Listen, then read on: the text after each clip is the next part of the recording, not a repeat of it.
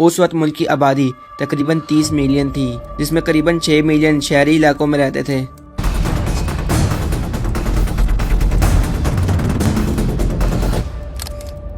مشرقی پاکستان اور مغربی پاکستان دونوں میں زمین اور معدنی وسائل کافی تھے، اس کے باوجود پاکستان کو کئی مشکلات کا سامنا کرنا پڑا۔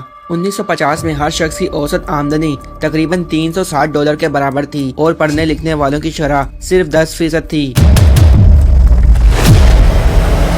اس دہائی میں پاکستان نے ایسی حکمت عملی اپنائی جس میں یہ کوشش کی گئی کہ جو چیزیں ہم باہر سے منگواتے ہیں ان چیزوں کو ہم پاکستان کے اندر بنائیں۔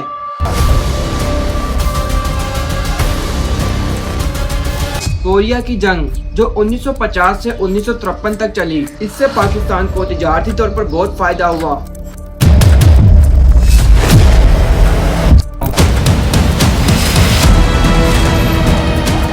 اس میں مڈل ایسٹ سے آنے والے مزدوروں کی بھیجی ہوئی ریمیٹنس بہت اہم تھی، اسی وجہ سے پاکستان اس وقت تیز ترین ترقی کرنے والے ملکوں میں شامل ہو گیا۔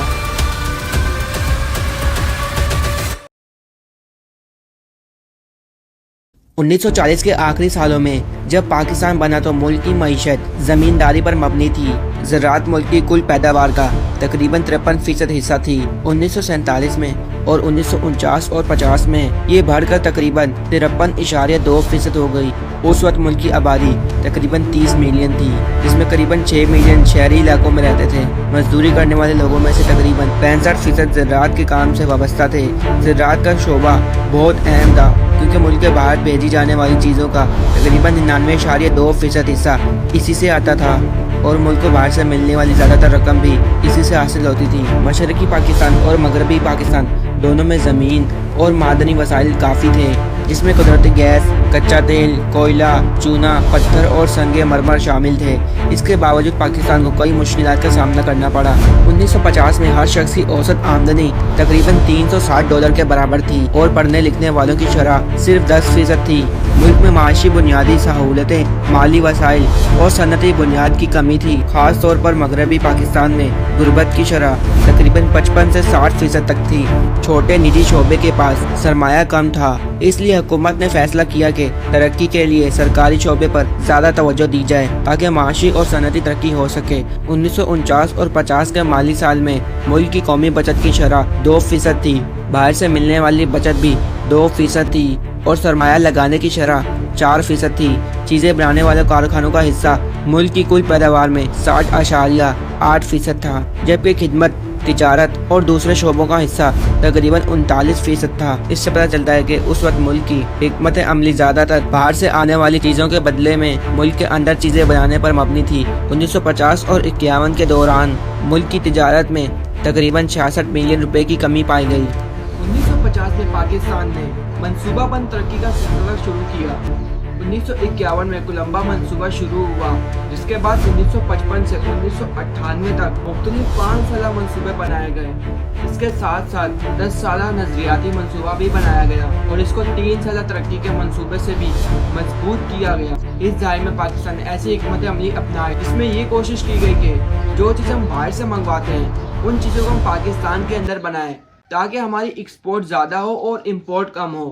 کوریا کی جنگ جو 1950 سے 1953 تک چلی، اس سے پاکستان کو تجارتی طور پر بہت فائدہ ہوا، جس نے سرکاری اور نئے پیدا ہونے والے نجی شعبوں کو مضبوط کیا اور صنعتی ترقی کو بھی تیز کیا۔ 1952 میں پاکستان نے کپڑے اور عیش و آرام کی چیزوں پر پابندی لگا دی۔ اس کے بعد 1953 میں باہر سے آنے والی تمام چیزوں پر قوانین بنا دیے گئے۔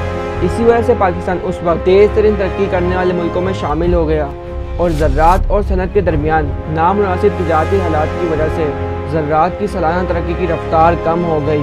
1950 کی دہائی کے آخر میں پاکستان کپڑے کی پیداوار میں خود کفیل ہو گیا اور باہر بھیجنے والی تجارت پر بھی زیادہ توجہ دی اور 1955 سے 1958 تک اس دوران امریکہ سے فوجی اور معاشی مدد بھی ملی جو تقریباً $500 ملین تھی۔ 1958 میں فوجی انقلاب کے بعد 1959 میں حکومت نے باہر بھیجنے والی تجارت کے لیے خاص پرچیاں دینا شروع کی۔ اس عرصے میں پاکستان کو تجارت میں مشکلات کا سامنا کرنا پڑا اور نقصان بڑھتا گیا۔ 1950 اور 51 میں یہ نقصان تقریباً 861 ملین روپے تھا۔ جو 1959 اور 60 میں بڑھ کر تقریباً 1033 ملین روپے ہو گیا۔ معاشی طور پر دیکھا جائے تو اس دہائی میں زراعت کی سالانہ ترقی کی رفتار تقریباً 1.6% رہی، جبکہ کارخانے اور چیزیں بنانے والی شعبوں میں تقریباً 60.7% سالانہ رہی، اور اس دور کے مالی سال میں ہر شخص کی اوسط قومی آمدنی مغربی پاکستان میں تقریباً 355 روپے تھی، جبکہ مشرقی پاکستان میں 269 روپے تھی۔ اس سے دونوں علاقوں کے درمیان بڑھتی ہوئی معاشی دوری صاف نظر آتی تھی۔ 60s میں امریکی مدد بڑھی، کنٹری سٹیبل تھی اور معیشت تیزی سے بڑھ رہی تھی۔ شروع میں غربت 50% تھی اور بعد میں 54% ہو گئی۔ زراعت کی ترقی 5% سالانہ تھی۔ پانی کے وسائل، مشینری، کھاد کا استعمال بڑھا اور اونچی پیداوار والی چاول اور گیہوں کی کھیتی ہوئی۔ بڑے کارخانے والے شعبے کی ترقی 16% سالانہ تھی، لیکن 1965 اور 70 کی جنگ کی وجہ سے سالانہ ترقی 10% ہو گئی۔ اس دور میں پاکستان کی کل معیشت کی سالانہ ترقی 6.7% رہی۔ غربت 45 سے 46% تھی اور عام لوگوں کی آمدنی مغربی پاکستان میں 504 روپے، مشرقی پاکستان میں 314 روپے تھی۔ 70s میں ایسٹ اور ویسٹ پاکستان کے بیچ فرق بڑھ گیا اور 1971 میں بنگلہ دیش بن گیا۔ غربت 55%، مہنگائی 15% سالانہ، جی ڈی پی 8.1% اور ٹریڈ کا لوس 337 ملین سے 1184 ملین ڈالر۔ 1977 کی آرمی رول کے بعد فیکٹریز میں چینجز اور پرائیویٹائزیشن سٹارٹ ہوئی۔ فارمنگ گروتھ 2.4%، بڑی فیکٹریز کی سالانہ آمدنی 5.5%۔ 1980s میں پاکستان کی معیشت میں بڑے تبادلے آئے۔ 1970s کے دوران جو قومی کارخانوں کا نظام تھا، اس سے ہٹ کر دور میں نجی شعبوں میں سرمایہ کاری کو بڑھاوا دیا گیا۔ اس وقت غربت کی شرح کم ہو گئی۔ 1986 اور 87 میں یہ تقریباً 29.1% ہو گئی۔ روزگار بھی بڑھنے لگا اور بے روزگاری کم ہو گئی۔ 1980 میں 3.7% سے گھٹ کر 1990 میں 2.6% تک آ گئی۔ 1985 اور 1988 کے درمیان حکومت نے کوشش کی کہ پاکستان میں اسلامی بینکنگ کی شروعات کی جائے، جس میں کاروبار میں منافع اور نقصان کی شراکت پر مبنی روایات لائی جائیں۔ قومی بچت کا حصہ جی ڈی پی میں 1986 اور 87 میں تقریباً 16% تک پہنچ گیا۔ اس میں مڈل ایسٹ سے آنے والے مزدوروں کی بھیجی ہوئی ریمیٹنس بہت اہم تھی، لیکن اس دور میں کچھ مسائل بھی سامنے آئے، جیسا کہ سرکاری بچت میں کمی اور سرکاری سرمایہ کاری کا جی ڈی پی میں حصہ گھٹ گیا۔ 80s میں بجٹ کے نقصانات کو کم کرنے کے لیے حکومت نے زیادہ گھریلو ٹیکس لیا۔ 1988 میں سرکاری قرض جی ڈی پی کا 77.1%، 1989 میں 81.9% اور پھر 1919 میں 82.6% ہو گیا۔ اس سے سود کی پیمنٹ بڑھ گئی اور مالی نقصان بھی بڑھ گیا۔ 1985 میں پاکستان میں ڈیموکریسی واپس آ گئی، جو سیاسی طور پر بہت اہم تھا۔ 1980 سے 1990 کے درمیان معیشت کی سالانہ ترقی تقریباً 6.3% تھی۔ چیزیں بنانے والے شعبوں کا ایکسپورٹ بڑھا اور ان کی سالانہ ترقی 8.8% رہی۔ زراعت میں بھی سالانہ تقریباً 5.4% ترقی ہوئی۔ 80s کے دور میں پاکستان کی نئی معاشی پالیسیز آئیں، مالی بہتری ہوئی، غربت کم ہوئی۔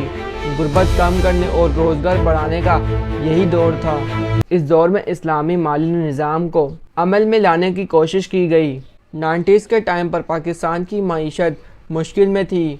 مزدوروں کی ریمیٹنس اور باہر سے ملنے والی مدد اس وقت کم ہو گئی، جس سے معیشت کمزور ہو گئی۔ مہنگائی بڑھنے لگی۔ بے روزگاری 1991 میں 5.9% سے بڑھ کر 2000 میں 7.2% تک چلے گئی۔ باہر کا قرضہ تیزی سے بڑھ کر 1995 تک 30 ملین ڈالر ہو گیا۔ قرض اور جی ڈی پی کا ریشو 42% سے 50 تک ہو گیا۔ قرض اور ایکسپورٹ کا ریشو 209% سے 258% تک ہو گیا۔ اس کے ساتھ ڈومیسٹک قرض بھی بڑھ گیا، جو کہ 909 بلین ڈالر تھا۔ سرکاری قرض 1989 اور 99 میں جی ڈی پی کا 102% ہو گیا اور سود کی ادائیگی 42.6% تک ہو گیا۔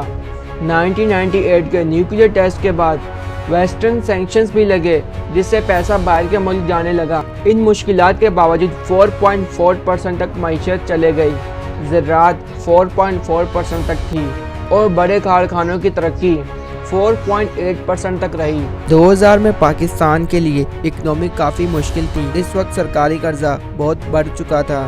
اس وقت اکنامی کی گروتھ سالانہ 4% تھی۔ 2004 اور 2005 میں اکنامی کی سپیڈ 8.6% تک بڑھ گئی، لیکن بعد کے سالوں میں گروتھ دھیمی ہو گئی، مہنگائی بڑھ گئی، بجلی اور گیس کا مسئلہ شروع ہو گیا اور گورنمنٹ کا خرچہ اور ٹریڈ کا بیلنس خراب ہو گیا، غربت بھی بڑھ گئی۔ 2001 میں یہ 34% تک پہنچی، لیکن 2005 اور 2006 میں غربت کی پرسنٹیج 22.3% ہو گئی۔